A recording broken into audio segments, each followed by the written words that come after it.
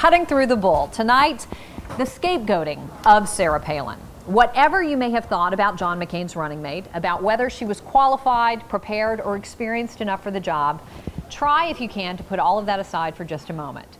Because Sarah Palin is who she is. She did not become measurably more intelligent or measurably less intelligent during this campaign.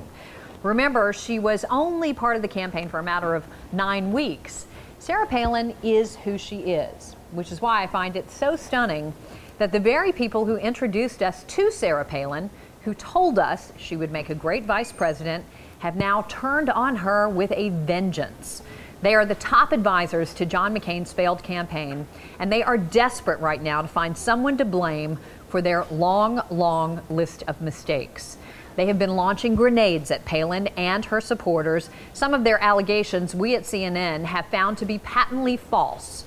You will hear people say that this is always what happens with a losing campaign. And hopefully, frankly, this is the last time we're going to be talking about these people. But what they have done just in the last few days to save their own skins is worth a final comment. To those top McCain advisors who leaked the little story about seeing Sarah Palin in a towel, to those who called her and her family Wasilla hillbillies while using her to stoke class warfare with red meat speeches and an anti-elitist message, to those who claim she didn't know Africa was a continent, to those McCain aides who say she is the reason they lost this election, can I please remind you of one thing? You picked her. You are the ones who supposedly vetted her and then told the American people she was qualified for the job. You are the ones who, after meeting her a couple of times, told us she was ready to be just one heartbeat away from the presidency. If even half of what you say now is true, then boy, did you try to sell the American people a bill of goods.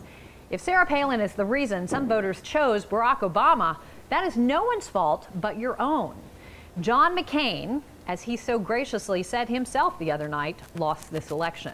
He lost it with your help, your advice, your guidance, and yes, your running mate recommendations. And that is crystal clear to everyone, no matter how hard you try to blame Sarah Palin or anyone else.